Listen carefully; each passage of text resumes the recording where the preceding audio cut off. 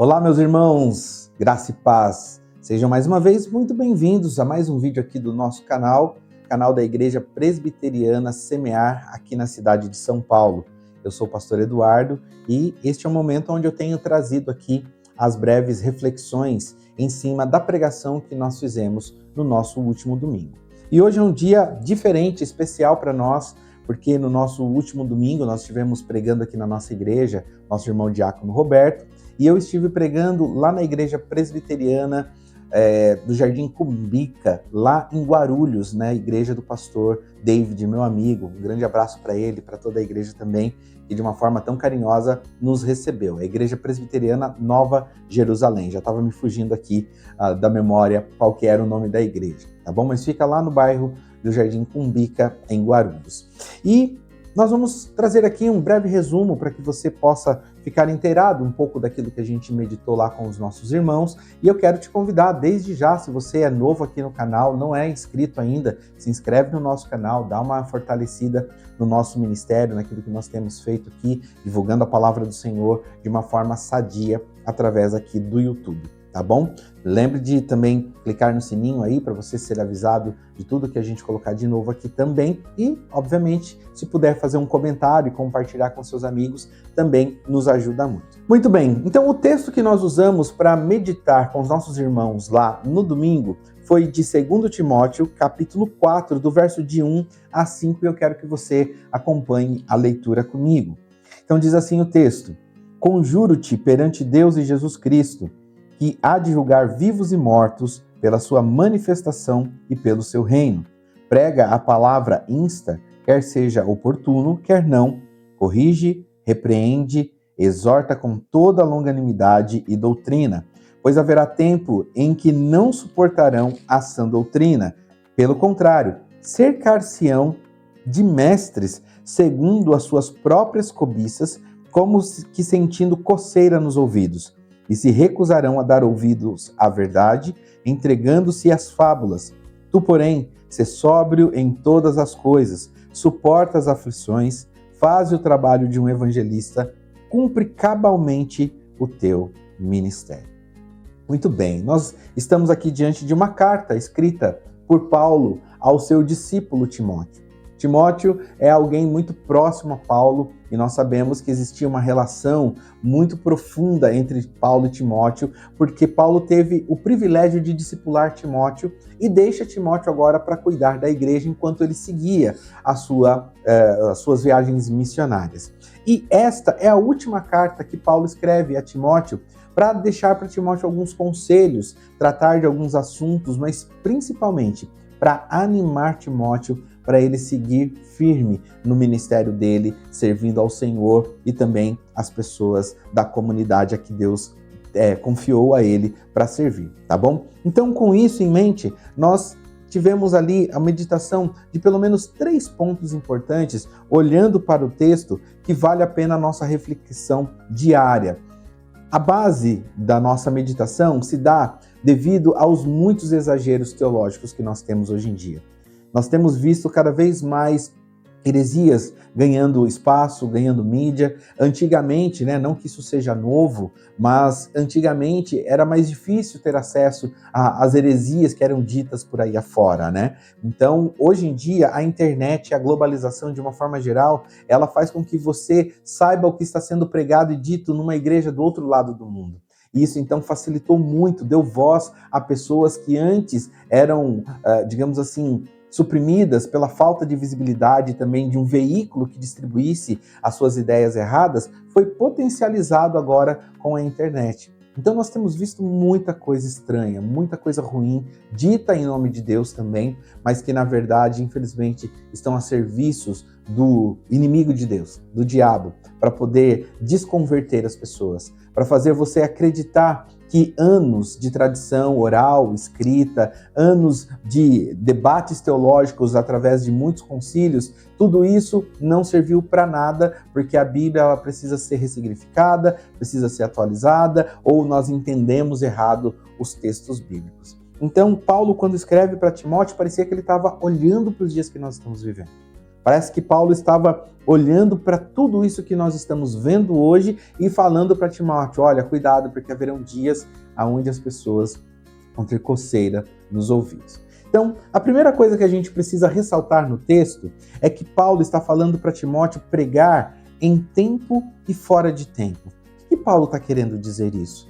Nós vemos muitas pessoas aplicar esse texto como se essa pregação fosse a pregação evangelística para os ímpios, para pessoas que não estão ali com uma vida espiritual assídua na igreja e muito menos diante de Deus. Mas a gente precisa lembrar que a carta está sendo dirigida a um pastor cuja função primária, principal, é pregar a palavra do Senhor para os membros da igreja, ou seja, para as pessoas a quem Deus o confiou. Então Paulo está escrevendo para Timóteo, dizendo para que ele não pare de pregar o evangelho, seja em tempo, talvez no culto à noite, na escola dominical, no culto de doutrina ou na reunião de oração, mas em fora de tempo também. Ou seja, busque oportunidades para pregar o evangelho. Você não pode deixar com que as coisas ruins tomem lugar de uma pregação pura e sincera do evangelho de Deus. E é legal entender que Paulo fala assim, pregue a palavra, quer seja oportuno, quer não, com que finalidade? E aí ele vai dizer assim, para corrigir, para repreender e para exortar. Corrigir tem a ideia de eu estou fazendo algo errado, então eu vou corrigir esse modo de fazer ou essa forma de pensar alguma coisa. É um ajuste à ideia de correção, certo? Já a forma de repreender é para que você não fale, não peque naquilo que você está intentando fazer. Então eu te repreendo quando você está à beira de fazer algo de ruim, de errado, e eu estou te repreendendo para que você não siga nesse caminho. Ainda que você já tenha feito, mas que você não continue nele. A repreensão vem para poder resguardar a você de que você não siga pecando. E o último termo que Paulo usa é a exortação. A exortação é justamente animá-lo, é fazer com que você realmente levante a cabeça, recobre o ânimo, tenha vontade de seguir adiante na sua fé e nas suas convicções cristãs. Então Paulo está dizendo para Timóteo, olha, você precisa corrigir, repreender e exortar em todo o tempo. Não espere que os membros da igreja apenas marquem uma visita ao seu gabinete pastoral, ou que você seja chamado até a casa deles. Você precisa, vendo os problemas da igreja, vendo as heresias sendo pregadas na igreja, você combater. De que forma? Corrigindo, repreendendo e exortando. Na sequência, o segundo ponto, nós abordamos que muitas dessas pessoas não suportam a sã doutrina. Olha que interessante. Infelizmente, nós sabemos que nem todos têm condições de ir para um seminário, passar anos estudando e se desenvolver, tanto com as técnicas, mas também com os seus estudos, para a maneira de se aproximar da Bíblia. E com isso, dentro da igreja, nós não temos um padrão onde todos têm uma mesma qualidade de exposição bíblica. Mas isso, na verdade, ele fica em segundo plano quando eu e você vamos para a igreja em busca, primeiro, de adorar ao Senhor, mas principalmente de ouvir a voz dele.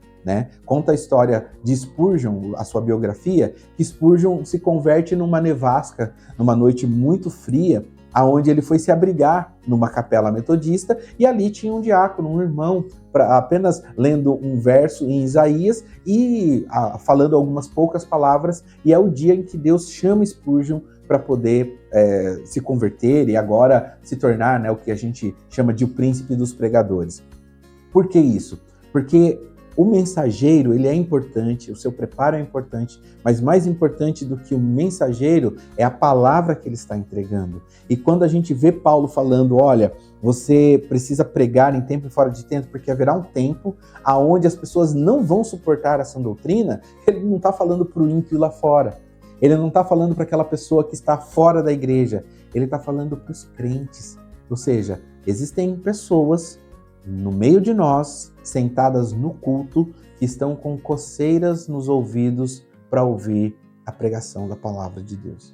E por isso que eu estou dizendo, nem todos têm uma mesma eloquência, uma mesma profundidade teológica e uma mesma condição de estudo. mas quando há um servo do Senhor com o coração voltado para o Senhor, para a glória de Deus, e ele abre a Bíblia, a partir desse momento, o Espírito Santo é quem o habilita para falar. Então, meu irmão, se você está indo à igreja e há uma pessoa com essas características e você tem tido coceira nos ouvidos, cuidado. Talvez o problema não esteja no mensageiro, no pregador, mas talvez esteja em você. Isso é um alerta para os nossos dias. Paulo está querendo dizer que, Timóteo, são pessoas de dentro da sua igreja, da sua congregação, pessoas que estão aí dentro que vão ter coceira nos ouvidos e não alguém de fora. E por último, nós vimos que haverá, além da coceira dos ouvidos, a recusa também pela palavra, pela verdade, né? Ele usa esse termo. Haverá a recusa pela verdade, por aquilo que é real. No nosso dia, nos nossos dias, né? Nós temos uma variedade enorme, infinita de cores. Se você pegar o vermelho já foi subdividido em vinho, em marsala, em terracota, em tantas outras cores que seriam primárias do vermelho, para poder dizer, não, isso não é um vermelho, mas é uma cor que está derivada do vermelho. E assim está acontecendo nos nossos dias com a teologia também, né? O vermelho já não é mais vermelho, ele pode ser terracota, ele pode ser um vinho, ele pode ser outras coisas, uma magenta, né? Outras cores, enfim, de tantas nomenclaturas diferentes. A mesma coisa é feita com a teologia. A teologia que você aprendeu não está certa, está errada. Aquilo que você acreditava ser o correto, que foi pregado por 2000 anos, já não é mais o certo. Agora está sendo mudado porque alguém, em 2025, descobriu o que ninguém ouviu, o que ninguém viu, o que ninguém foi capaz de estudar em mais de 2000 anos de história.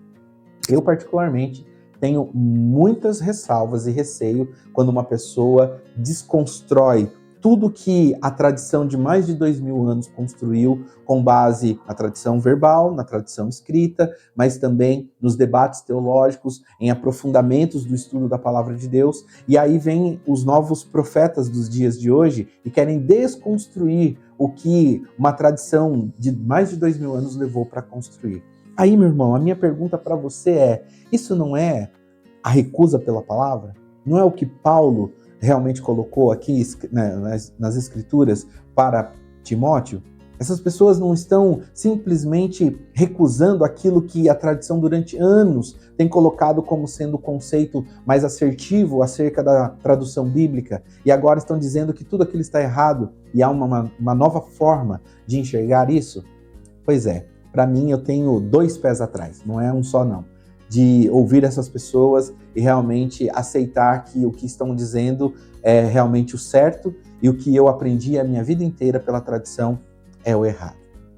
Então, nós fechamos assim com a conclusão, apontando pelo menos 4 formas ou maneiras de você se desviar desse tipo de teologia, de você não ter as coceiras nos ouvidos, de você ser um crente realmente que está dentro da igreja de corpo e alma, sentado ou fazendo qualquer atividade dentro da igreja, mas sempre com o coração voltado para fazer a vontade de Deus através dos seus dons e talentos. Então, a conclusão, ele vem justamente em cima do verso número 5, que Paulo diz assim: Tu, porém, se sóbrio em todas as coisas, suporta as aflições, faz o trabalho de um evangelista e cumpre cabalmente o teu ministério. Trocando em miúdos, né, aproveitando um linguajar um pouco mais simples, vamos dizer assim, a primeira coisa que Paulo está chamando Timóteo a fazer é ser alguém moderado. Ou seja, não seja extremo. Não seja um libertino que tudo pode, mas também não seja uma pessoa que proíbe tudo e que nada vem de Deus. Nós precisamos buscar uma piedade santa e não uma piedade que vá para um desses extremos. Então, o primeiro conselho para você que quer realmente ser um cristão real, verdadeiro, sincero diante de Deus, seja moderado, meu irmão. Seja moderado. Aprenda a falar e defender a sua fé sem agredir ou atacar a vida dos outros. Não ser pessoal as suas batalhas, entende? Você precisa fazer com que isso seja apenas um debate de ideias teológico, mas não atacando o ser humano, a pessoa que está do outro lado. Depois disso, nós vemos Paulo falando para ele suportar o sofrimento. E fica também para nós, com certeza, ser cristão nos nossos dias não é fácil, não é o pior dos cenários, né? Sabemos que existem lugares onde falar o nome de Cristo é extremamente proibido. Nós não vivemos essa realidade, mas também não é fácil a gente ser um cristão moderado nos nossos dias, porque os extremos estão ganhando cada vez mais força. E se você não for para um dos extremos, acabou a sua vida, você já é alguém rejeitado por ambos e assim torna tudo mais difícil porque você não tem um grupo com o qual se identificar. Mas esse sofrimento precisa ser suportado por nós. Nós precisamos aprender a suportá-lo para que a gente consiga manter o nosso lugar de fala, vamos dizer assim, a nossa voz ativa, para que as pessoas, quando eu abro a minha boca para falar do que Deus fez na minha vida e o que Ele pode fazer na vida das outras pessoas, eu consiga ser ouvido nos nossos dias. Depois disso, Paulo vai falar para Timóteo fazer a obra de um evangelista. Uma coisa, irmãos, que todos nós, hoje em dia, temos assim deixado muito de lado. E aí você deve estar se falando assim, pastor, mas essa carta não é para Timóteo, Timóteo era um pastor. Então era ele que deveria fazer o trabalho de um evangelista, ou ele, que era um pastor, ou o próprio evangelista.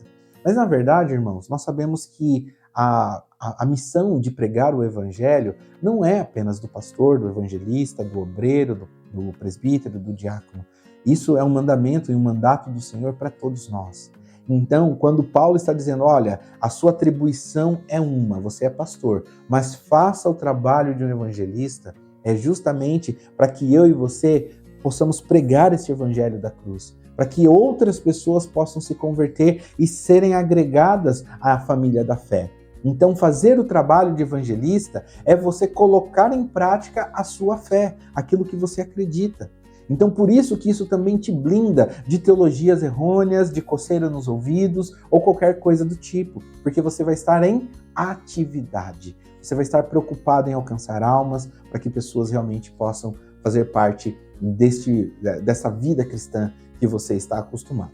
E por último, como último dispositivo, último instrumento para você manter uma fé saudável na sua vida, é cumprir plenamente o seu ministério. Esse é o conselho que Paulo dá no final do versículo 5 para Timóteo. E o que ele está querendo dizer com cumpre cabalmente o seu ministério? Na minha opinião, ele está querendo dizer não tenha nada do que se arrepender. Faça o que você pode, da maneira que você pode, no momento que você pode, mas faça. Se você, por alguma razão, tem feito e acha que pode fazer mais, é porque você pode fazer mais. Se você não tem feito e tem estado incomodado com isso, também é porque você pode fazer mais. Tem uma frase muito conhecida do filósofo Mário Sérgio Cortella, que ele diz o seguinte: faça o seu melhor nas condições que você tem, até que você tenha condições de fazer melhor ainda. Ou seja, você pode não ser a pessoa mais bem instruída para dar uma aula de escola dominical. Você talvez não seja o melhor músico, talvez você não seja a pessoa que tem as mais belas palavras de oração. Mas eu garanto que com o pouco que você tem, dispondo diante de Deus, você vai ser muito abençoado e vai abençoar a vida de muitas outras coisas. Então, meus irmãos, essa é uma palavra de exortação para que você não caia nas armadilhas dos nossos dias, nas teologias errôneas, na visão distorcida da verdade. Quando você estiver lá no seu Instagram, passando um tempo ali de lazer, de tranquilidade, não pare em vídeos de pessoas que você vê que não está pregando um evangelho sadio. Mas, pastor, eu só queria conhecer, porque a Bíblia diz que a gente tem que provar de tudo e reter o que é bom. Pois é, mas eu finalizei a mensagem lá com uma frase que eu vou ler para você tomar cuidado com a maneira com que você tem pensado dessa forma, que nem sempre é a melhor. Tá? Eu parei assim para dizer: o Ministério da Saúde Cristã adverte: beber água de fontes desconhecidas ou suspeitas pode causar dores de cabeça, náuseas no estômago e dores de ouvido intensas. Suas consequências poderão ser desastrosas. Recomendamos abster-se de qualquer fonte contaminada. Ou seja, beber água de uma fonte contaminada vai trazer problemas. Então, ouvir uma teologia que não é sadia, ouvir alguém falando do ponto de vista de uma fé que realmente distorce a verdade bíblica, isso pode trazer fortes e graves consequências para a sua vida espiritual. Que Deus te abençoe. Mais uma vez, obrigado para você que ficou até aqui, que ouviu toda esta meditação, essa mensagem. Eu quero que Deus abençoe muito a sua vida e que numa próxima oportunidade você possa estar aqui presencial conosco nos nossos cultos de oração, às quintas-feiras, às 19 horas, mas também na nossa escola dominical, às 9 horas da manhã, ou no nosso culto à noite, às 18 horas. Mais uma vez, peço para você curtir aí o nosso vídeo, né? Se você ainda não fez isso, se inscreve no nosso canal, enfim, faz tudo aquilo que todo mundo pede nos finais dos vídeos do YouTube para abençoar a nossa vida à medida que nós abençoamos a vida de vocês também, tá bom? É isso por hoje, muito obrigado, que Deus te abençoe muito, em nome de Jesus. Amém.